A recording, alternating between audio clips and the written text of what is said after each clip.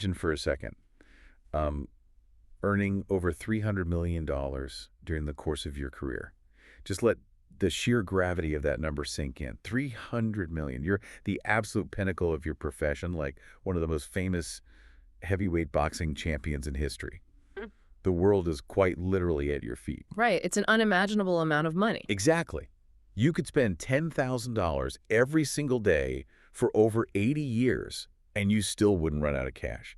And yet, a few years later, you find yourself sitting in a courtroom. You're filing for bankruptcy and staring down a massive mountain of $30 million in debt. I mean, this isn't a hypothetical cautionary tale. This actually happened. Wait, that sounds like a mathematical impossibility, because if you have a fortune that massive, you could practically set $1 million on fire every year and still be incredibly wealthy. How does, hundreds of millions of dollars just vanish into thin air? Well, it's because earning money and keeping money rely on two completely different psychological skill sets. We just assume that a high income automatically equals financial intelligence. But it really doesn't. Yeah, that makes sense. Welcome to The Missing Lessons, where we explain what school never did.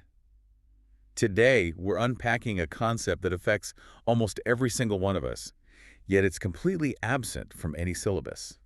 We are talking about escaping the rat race. And this is so crucial right now. It really is. Whether you are 16 or 25, because millions of people are walking blindly into a trap. They're following the exact script society handed them at birth, getting the grades, securing the job, and yet they end up completely trapped, living their entire lives on a razor-thin financial edge. Which is terrifying. It is. Before we jump in, though, if you're enjoying The Missing Lessons, make sure to follow the podcast, leave a rating, and share it with someone who might find it interesting. It helps us create more episodes and reach more curious minds. So let's talk about the script you just mentioned, because, well, from the outside looking in, the script seems like a pretty safe bet. Yeah, it feels safe because it's all we've ever known, right? From the moment we are born, society hands us this incredibly specific blueprint for how a successful life is supposed to function. It basically goes, go to school, get good grades so you can go to a reputable university. Right, the classic path. Exactly. You get a degree so you can find a stable, respectable job. You work hard for 40 years, climb the corporate ladder, and then eventually you get to retire and actually enjoy the final few decades of your life. For millions of people, this path feels completely normal. But it wasn't always this way, was it? No, not at all. It was actually designed during the Industrial Revolution to create reliable, compliant workers. But as you progress down this path today, many people eventually realize something deeply unsettling.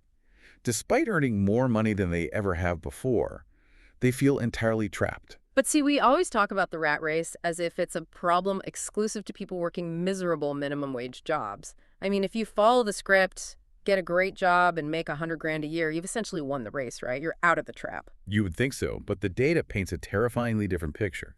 Because the true definition of the rat race isn't about how much you get paid. It's an endless, self-defeating cycle where your income depends entirely on your time, and your expenses constantly rise to meet or exceed that income. So you're constantly chasing your own tail. Exactly. If you stop working, the money stops coming. It's living just one unexpected medical bill or one lost job away from total financial turmoil. You are running on a wheel, and no matter how fast you sprint, you never actually move forward. Wait, even at a high income level? Especially at a high income level. This is where the statistics get truly shocking. It's a known fact that around 78% of all workers are living paycheck to paycheck.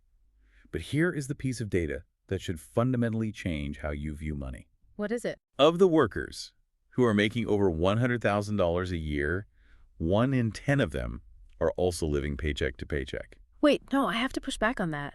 Because if someone is making 6 figures, which is wildly above the national average, and they have absolutely nothing left at the end of the month, isn't that just a lack of basic self-control? Like, why are we blaming the rat race or the system instead of their own bad math? That's a fair question. But it's because the math is being hijacked by a silent wealth killer called lifestyle inflation, and it's deeply rooted in our biology. Imagine you get a massive promotion. You are finally making that 6-figure salary. Logically, like you pointed out, you should take all that extra margin and save it. Right, tuck it away for a rainy day. But human nature dictates that when our resources expand, our baseline for comfort expands with them. We call it the hedonic treadmill. You look around and think, well, I'm successful now, so I deserve to live like it. Oh, I see where this is going. Yeah, so you move out of your perfectly fine apartment and get a bigger place in a trendier neighborhood, which doubles your rent. Then you realize your 5-year-old car doesn't really project the image of a six-figure earner. So you finance a luxury vehicle, and your monthly payments skyrocket. And then come the tailored clothes, the expensive dinners, the upgraded tech. Exactly. Fast forward 5 years, you are earning twice as much as you did when you started, but your lifestyle has inflated so aggressively that your bank account is just as empty. You feel exactly the same amount of financial stress and panic. You just have nicer things around you while you panic. So if making a massive salary doesn't automatically buy your freedom, the trap isn't really a math problem at all. It's a behavioral problem. It's about how our brains are fundamentally wired to consume. That is exactly the shift in perspective we need to make. To understand this, we have to reframe what money actually is. Money isn't inherently evil. We tend to look at wealthy people and assume they must have exploited someone to get there. Right, there's definitely that stigma out there. But really, money is simply an expression of value. You hand over money to purchase a coffee because you perceive the value of that coffee to be equivalent to the cash you just gave up. And money enters your life because you have produced some form of value for society, usually through your labor. So it's an exchange of value. Exactly. So you have this constant, lifelong battle between production, which is creating value, and consumption, spending that money. For the vast majority of people, the production side isn't the issue. They work incredibly hard.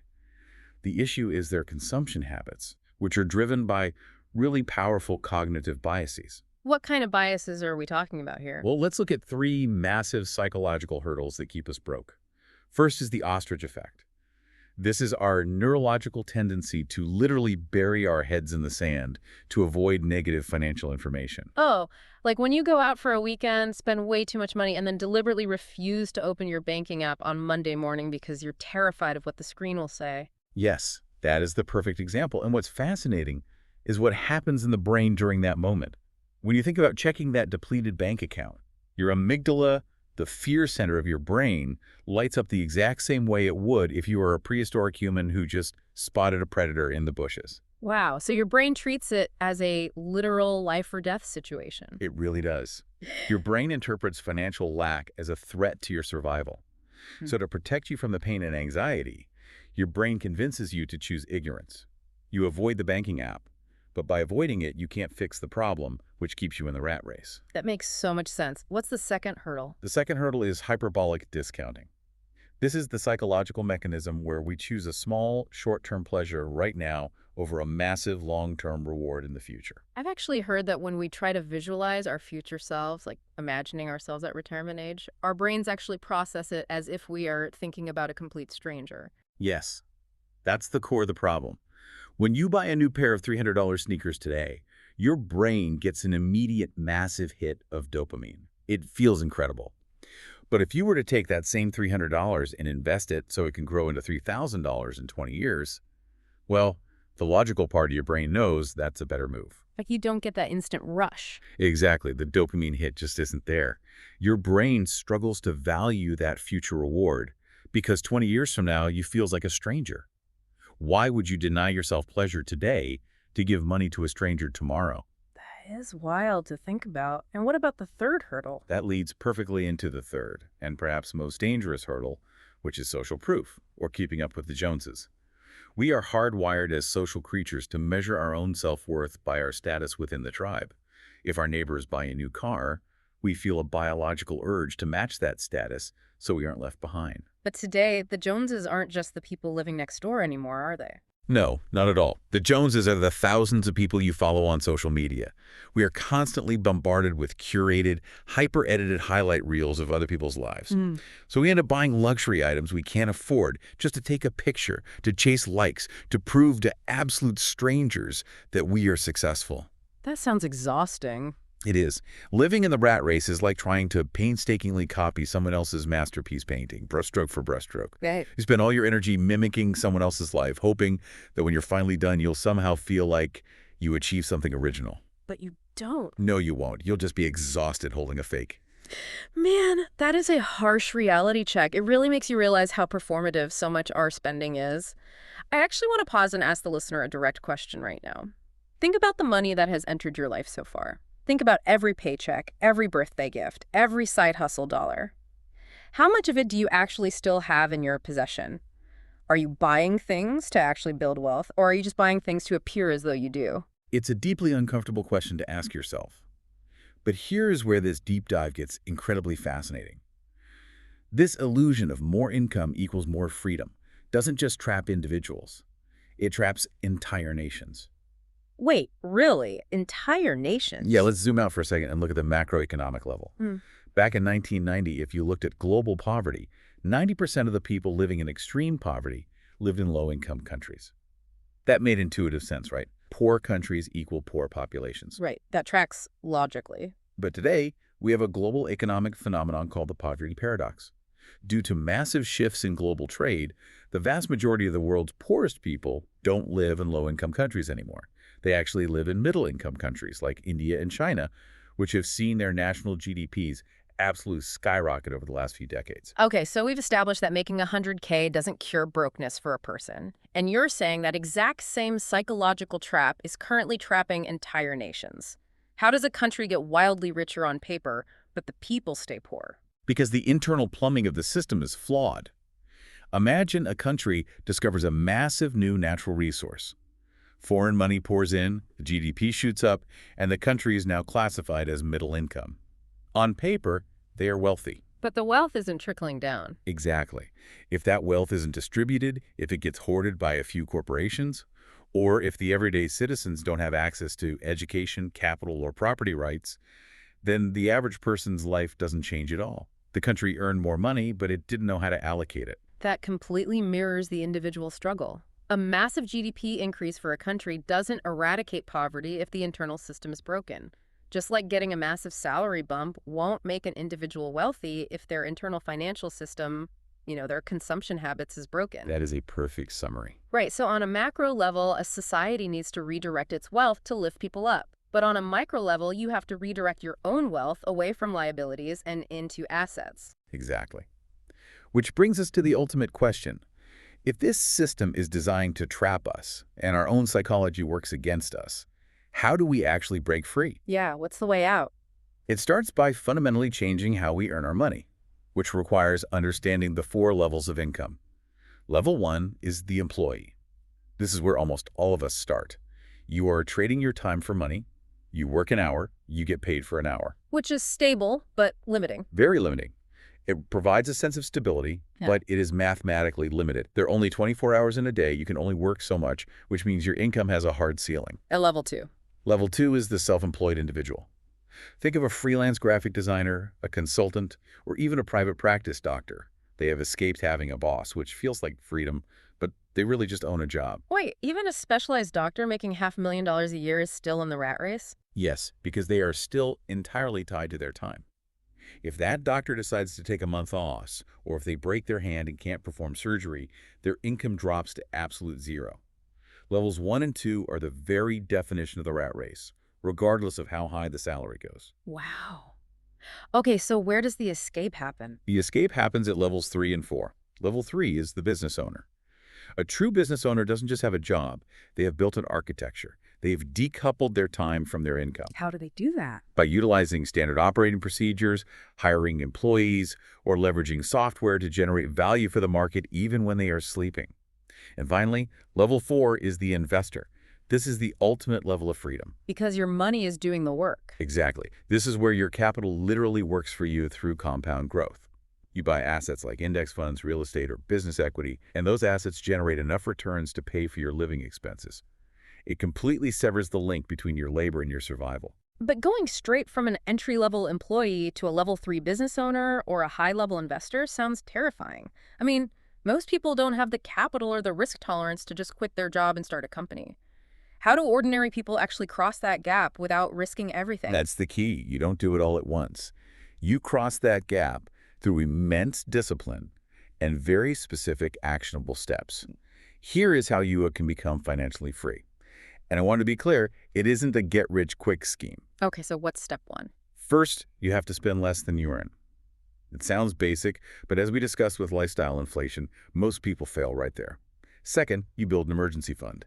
You need 3 to 6 months of living expenses sitting in a boring, highly accessible savings account. But doesn't holding cash mean you lose money to inflation? Mathematically, yes, you are losing a few percentage points to inflation every year. It's an opportunity cost. But psychologically, an emergency fund is the greatest investment you can make. It acts as a shock absorber for life. So you don't panic when things go wrong. Exactly.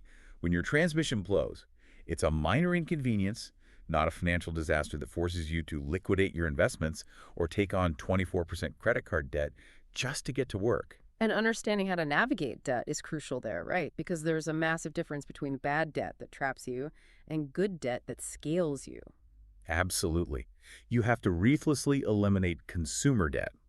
Using a credit card to buy designer clothes or luxury vacations, that is bad debt. You are buying liabilities, which are things that lose value the second you purchase them. You are literally paying a bank interest for the privilege of becoming poorer.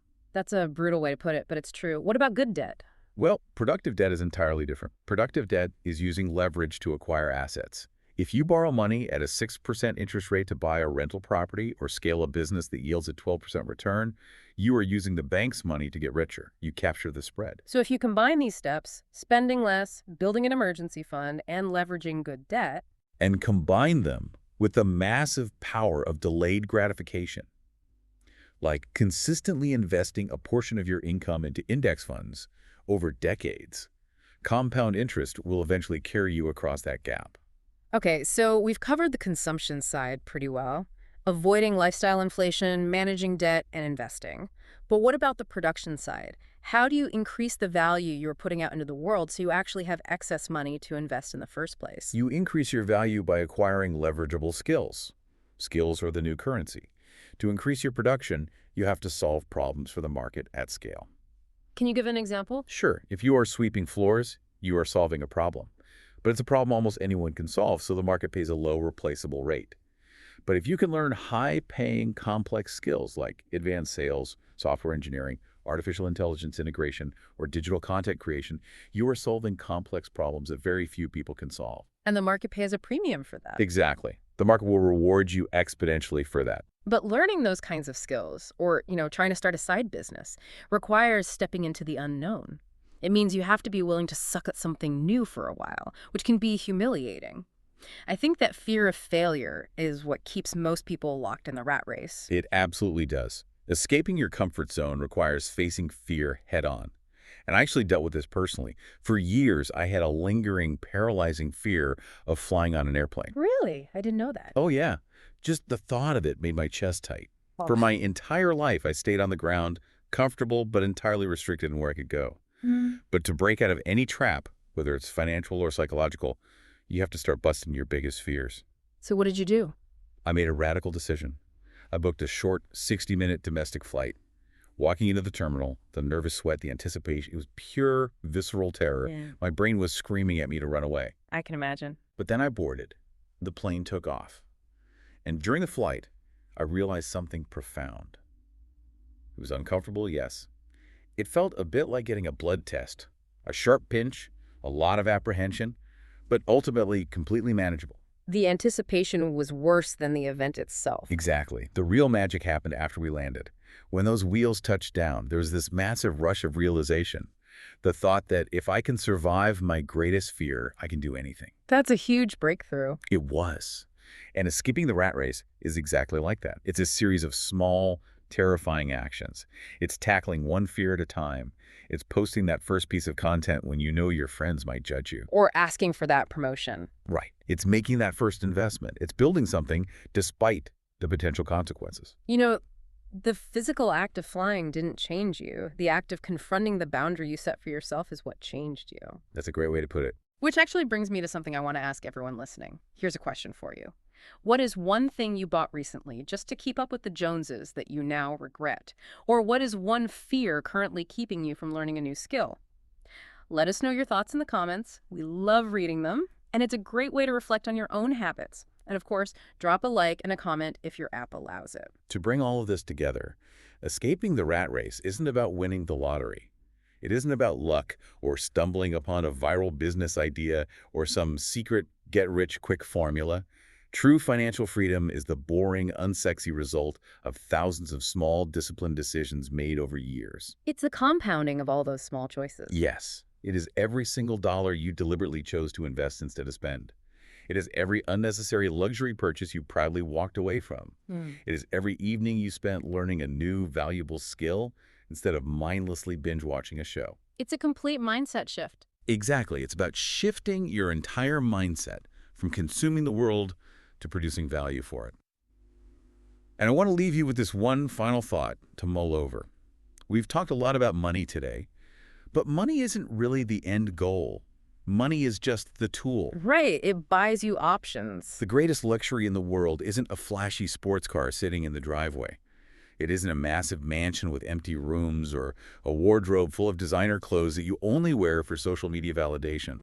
The greatest luxury you can ever acquire is waking up every single morning, knowing that your time truly belongs to you. That is the real dream. It is. You get to decide what to do, who to do it with, and when to do it. As a famous movie quote says, "The things you own end up owning you." Stop letting things own you. Reclaim your time because it's the only asset you can never earn more of. Such a powerful reminder. If you enjoyed this episode of The Missing Lessons, don't forget to follow the podcast, leave a rating, and share it with a friend. Your support helps us continue exploring the topics school never taught us.